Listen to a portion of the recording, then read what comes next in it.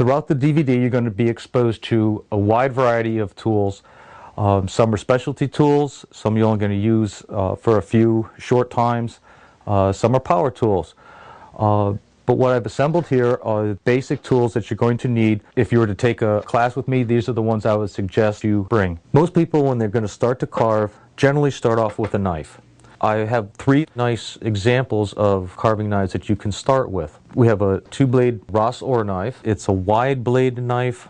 The handle is gripped very easily.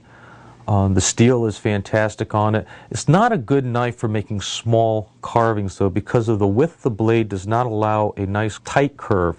So this is more of where you're going to make long, straight cuts. My old Remington knife is a universal carving knife. You have a very long blade, a semi-rounded blade, and a flat blade. You want to make sure that the knife that you're using is going to be comfortable in your hand. The handle's a little narrow for my liking. I like something I can grip a little bit tighter than this one. A small handled blade is going to make your hands cramp and be uncomfortable after a time. So something that has a little bit more to hold on to. This is a case pocket whittler. Very easy to come across. It has 3 blades also. These I modified. This is not exactly how it comes. I reground this one to be more of a detail knife. So I just made a few little modifications on it. This is what you'll find at the knife store. Very nice knife to use. So you have a nice wide blade if you want to do some of the larger flat plane kind of carvings, and some smaller ones to do some detail with. Great little knife, nice to hold, feels good in your hand. Good all-around knife to start with. Along with the choices that you have with pocket knives, there's countless variety of specialty knives. A lot of the knives have special uses that are not available in a pocket knife. This is a Cape Forge knife, very long, getting those tight places. These are all fixed blades. They're set into the handle. They're not going to fold in on you. And also the handle's different sizes and shape. So when you hold it, you have a lot of grip on them. And you can kind of roll them in your hands, and you don't have that flatness that you tend to have with the pocket knives. Chip carving blade. You'll see that it's on an angle. It's a very wide blade. It's made for making straight cuts, flat plane cuts, and it's fairly thick, so it puts up with a lot of force, and it's not going to be brittle at the tip. It's going to hold its edge and not be very fragile. And again, a nice handle to hold and feel comfortable without your hand cramping up on it. A Ken Helvey knife, another consideration. Not only are they utilitarian, but you like knives that look good. Now, I can't show you knives without showing the ones that I make. These are my own custom knife. 90% of what I carve is done with chisels, and 10% is done with a knife. The one that I really use is just this one simple design. I designed the handle so that the curve of the handle fits right into my hand and just cups it. I have a place for my index finger, and I can put my thumb on the top of it to get some power. But also there's a thing to be considered about using knives, and it's the thicknesses of the blades. And if you look at the thickness of the blade on the Helvey knife and the one that I make up, you'll see the blade is much narrower. When you're making stop cuts and pushing the blade into the wood, the blades tend to wedge. So the thicker the blades, the more wedging. With a thinner blade, you're not creating as much wedging and you're not fracturing detail. The 10% of the carving that I use a knife for is all detail work. I'm carving eyelids, ears, fingers, nostrils, undercutting clothing, and I don't want to create a lot of wedging and fracturing, so that's why I like a thin knife. Also, the profile of this knife is tapered, and I grind the top down. It's sort of a drop point design. So when I'm making those tiny little cuts with it, I don't have a wide blade that's going to be swinging around and affecting the tightness of the curve that I can put on the tip of the blade. And if you can get good with using one blade and several chisels, you'll find that you have less tools you're going to have to sharpen, less tools you're going to have to carry around and decide about. So if you can consolidate your tools and keep your tool collecting as a separate entity of carving, you'll find that you'll be much more efficient with the tools that you're going to be using, and you'll find you'll be spending more time carving and less time sharpening. In the gouges, I use a number 11 gouge in a 15 millimeter, and when I refer to the number of the gouge, I'm referring to the curvature, whether it's a 2, 3, 5, 11, that just gives you the curve of the gouge. A number 1 gouge is completely flat or straight. A number 2 gouge, which we have over here, you'll see it's just a very slight radius to it, just a little bit of a curve to it. Now, the second number I'm going to talk about is the size of the tool, and they're referred to in millimeters. So this is an 11 gouge in a 15 millimeter, 11 gouge in 10 millimeter, 11 gouge in a 4 millimeter, and 11 gouge in a 3 millimeter. This is also an 11 gouge. This is a 2 millimeter. This is a Henry Taylor. I just never got around to getting a Swiss made. These are all Swiss tools, which I think are the finest wood carving chisels you can find. Hold their edge very well. I put them through a tremendous amount of torquing and put a lot of power behind them, and they hold up very, very well.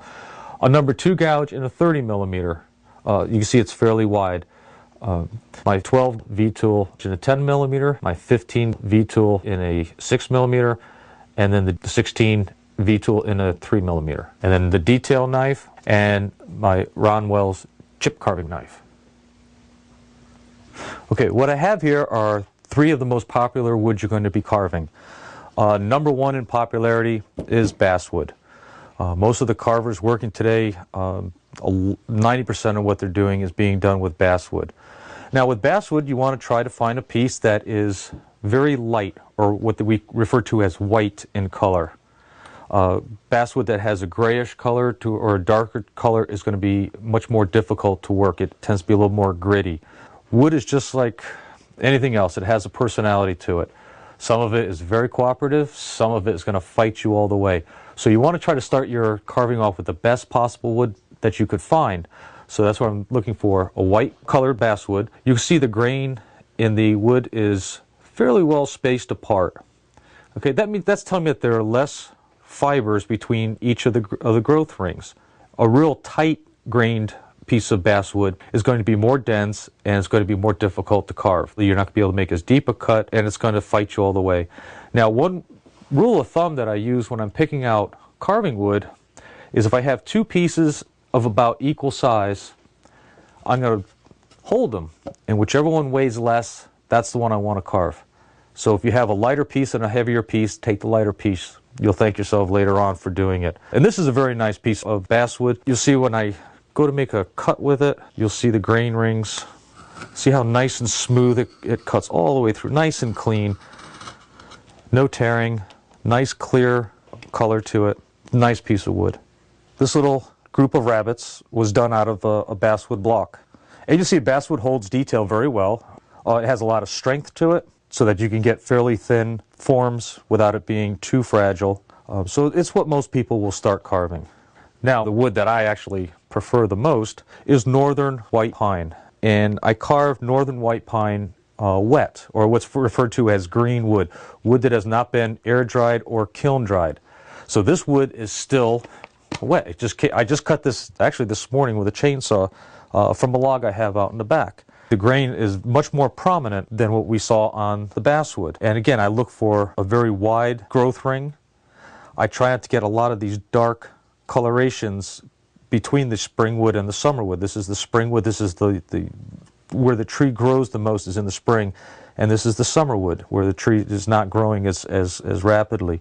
So each annual ring I look at to see the coloration. Now this is what I'm really looking for, is this feathering effect of grain, where you really don't see that heavy delineation of the growth ring. It's just more dispersed. It's just a beautiful wood to carve when it's wet. When it's dry, it tends to be a little on the uncooperative side, where it tends to want to run and splinter and split. But when it's wet like this, the knife actually sings right through it. And one reason why it does this is because the moisture in the wood is actually acting as a lubricant, and it's greasing up your tool as it's going through it. So you don't have as much drag as you do when you have kiln dried wood. This carving of my son when he was about 1.5 years old, it's called Daddy's Hat, and actually yesterday he turned 16. This was carved out of soaking wet white pine. When I put my chisel into this, the wood was actually squishing out of it. And you see there's no checking on it. You can see the delicate articulated hand, just the gesture of the fingers. The white pine was just fabulous for this piece. So if you get a chance, treat yourself to some wet white pine and you'll enjoy it. This third piece I have on the table is tupelo. And tupelo is a favorite type of wood for the bird carvers. Primarily bird carvers are using power. This is not the best wood to use with knives and chisels. It tends to crush rather than cut. But you see that the grain rings, I don't know if you can catch it, but are very close together. But the feel of the piece is it's very light. Right now this basswood piece feels heavier to me than the tupelo does. The tupelo is almost cotton light. And this is what I use for power carving. This was done out of one single piece of tupelo. The thorns were actually added. I carved those out of bamboo, but the carving itself was all done from tupelo. And as you can see, the detail that the tupelo can hold is just phenomenal. It's beautiful wood to work with.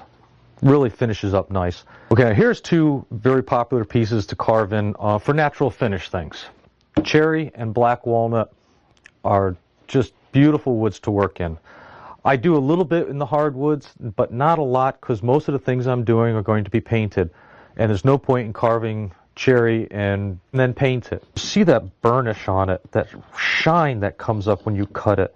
It almost has a luster to it, and it's very, very attractive. And black walnut is very similar in the same luster that it picks up with a nice carved surface. Another thing you have to consider in using the harder woods is the tools that the edges of your knives and chisels have to be extremely, extremely sharp. Harder woods are just that. They're harder to carve. Tools have to be in mint condition.